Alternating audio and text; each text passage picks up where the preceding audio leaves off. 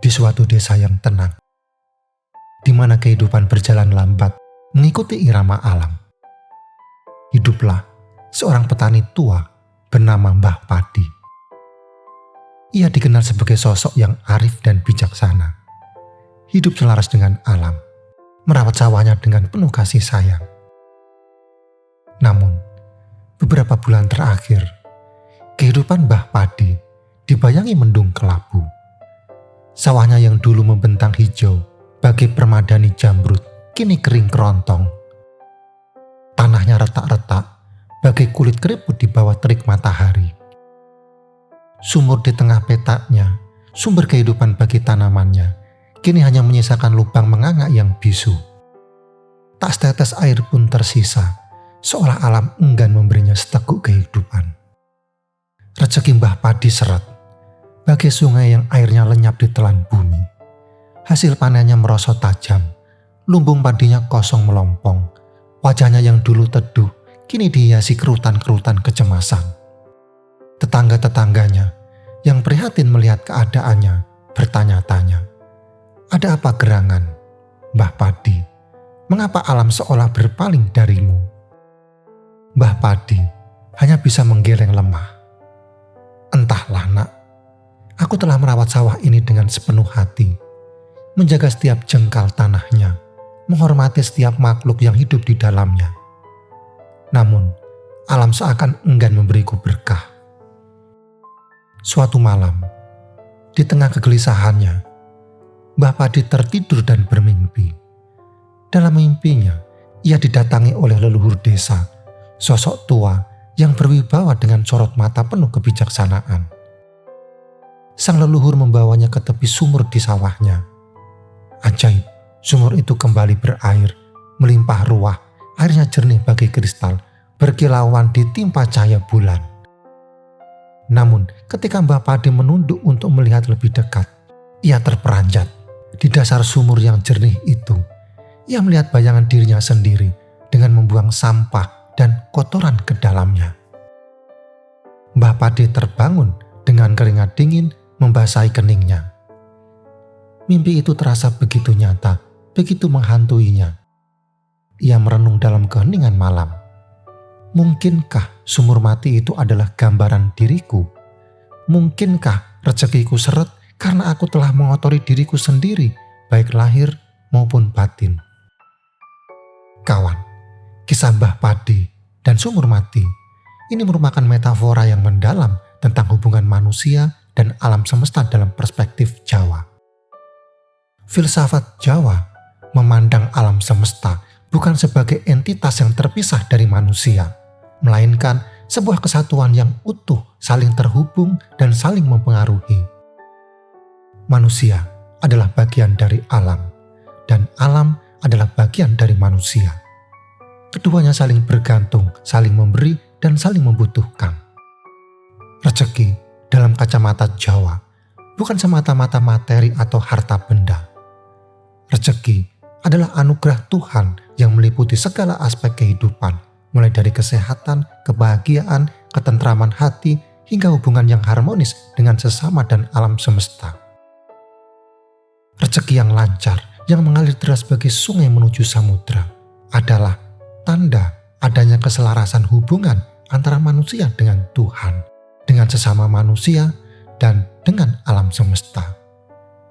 Sebaliknya, rezeki yang seret, yang tersendat-sendat bagi aliran sungai yang terhalang bebatuan, bisa jadi merupakan pertanda adanya ketidakharmonisan dalam hubungan tersebut.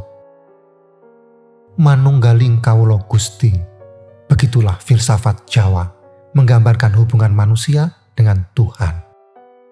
Manusia dan Tuhan menyatu dalam satu kesatuan yang tak terpisahkan. Bagai air yang menyatu dengan lautan, ketika manusia mampu menjaga kesucian hati dan pikirannya, menghindari perbuatan-perbuatan tercela dan hidup selaras dengan kehendak Tuhan, maka rezeki akan mengalir lancar, melimpah ruah, dan penuh berkah. Sebaliknya, ketika manusia berpaling dari Tuhan, melakukan perbuatan dan bertentangan dengan ajarannya, maka ia akan terputus dari sumber rezeki yang hakiki. Memayu hayuning buwono, adalah falsafah Jawa yang mengajarkan pentingnya menjaga keseimbangan alam semesta. Merawat alam, menjaga kelestariannya, berarti menjaga sumber rezeki bagi diri sendiri dan generasi mendatang. Alam yang lestari, yang terjaga keseimbangan ekosistemnya akan memberikan kelimpahan rezeki bagi manusia. Hutan yang lebat akan menyimpan air, mencegah banjir, dan memberikan hasil hutan yang bermanfaat. Laut yang bersih akan menyediakan ikan yang melimpah. Tanah yang subur akan menghasilkan panen yang berlimpah. Sebaliknya, ketika manusia merusak alam, mengeksplorasi sumber daya alam secara berlebihan, maka akan menuai bencana, kemarau panjang, banjir bandang, dan tanah longsor. Rezeki pun akan semakin sulit didapatkan. Kini, mari sejenak kita resapi makna luhur dari pepatah Jawa. Ajening diri saka lati, ajening rogo saka busana. Sebuah untaian kata yang sederhana, namun penuh akan makna, mengingatkan kita akan pentingnya menjaga perilaku dan tutur kata. Sesungguhnya, perilaku dan tutur kata adalah cerminan diri, wajah dari hati dan jiwa kita. Bayangkanlah diri kita sebagai sebuah pohon. Akarnya adalah hati kita, batangnya adalah perilaku kita, dan buahnya adalah tutur kata kita. Jika akarnya sehat, batangnya kokoh, maka buah yang dihasilkan pun akan manis dan menyegarkan. Sebaliknya, jika akarnya buruk, batangnya rapuh, maka buahnya pun akan pahit dan tak layak dipetik. Perilaku yang baik, jujur, sopan, dan penuh kasih sayang adalah pakaian terbaik yang dapat kita kenakan. Ia akan memancarkan aura positif, menarik simpati dan kepercayaan orang lain, dan membuka pintu-pintu rezeki. Orang yang berbudi luhur, yang memancarkan kebaikan dalam setiap tindakannya, akan dihormati dan disayangi, mendapatkan banyak pertolongan, dan rezekinya pun akan dimudahkan. Sebaliknya, perilaku buruk seperti suka berbohong, menipu, dan berkata kasar adalah pakaian compang-camping yang akan mencoreng citra diri. Ia akan memancarkan aura negatif, menjauhkan orang lain, dan menutup pintu-pintu rezeki. Orang yang berbuat jahat, yang hatinya dipenuhi kegelapan, akan dijauhi orang lain. Kesulitan mendapatkan kepercayaan dan rezekinya pun akan terhambat.